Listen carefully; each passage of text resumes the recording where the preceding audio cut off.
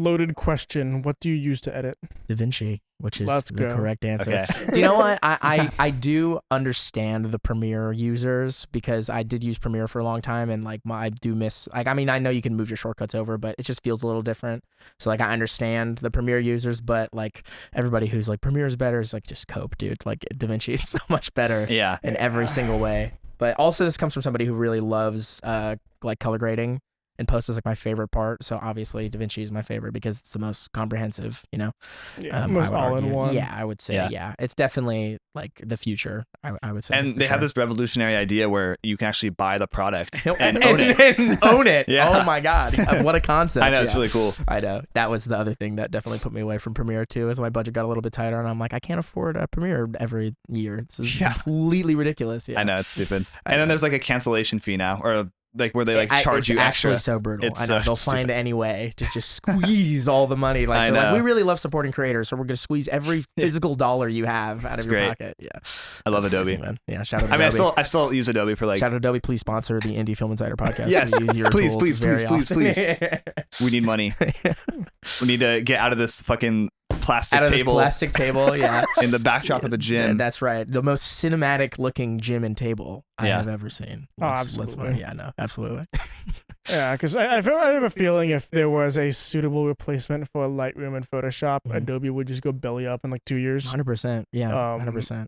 I've heard of Capture One. People keep talking about that. Yeah, it's like I don't really know much about it, but it's apparently like a Lightroom killer, allegedly. I'm not deep enough in like the photography world. I mean, I started in photography professionally, which is funny. I'm saying I'm not deep enough in the photography world. Like, I'm in enough to like do it, but yeah, I was just always my stepdad was a photographer I grew up with, and he was always like, you use Lightroom, and so like I just did that. Like, it just felt like, you know, it was like propaganda. That's right, probably. Yeah, Adobe propaganda was drilled in my head from an early age. But nah, it just like was the platform I'm most comfortable with. But yeah, I'm definitely not opposed to like using other ones. But Lightroom is still within the budget. It's still fairly affordable. It's not as outrageous as Premiere, but yeah, and I do enjoy the robustness of it. It's quite nice. Yeah. Yeah, I don't know if this is implemented yet, but I saw this thing a while ago where it was like an Adobe like investor conference or some shit, and they showed off this feature. I think it was probably AI driven, where you take a 2D object and it Photoshop makes it 3-dimensional. Whoa. So if it's on an X and Y, you would be able to rotate it on a Z axis. That's awesome. And it would automatically like fill it. I don't know, because I saw it on, I think, like Reddit or something. And the top comment was like, bro, this was unveiled years ago. I'm like, the fuck? I've never fucking heard of it. I've never seen this. It's cool to me.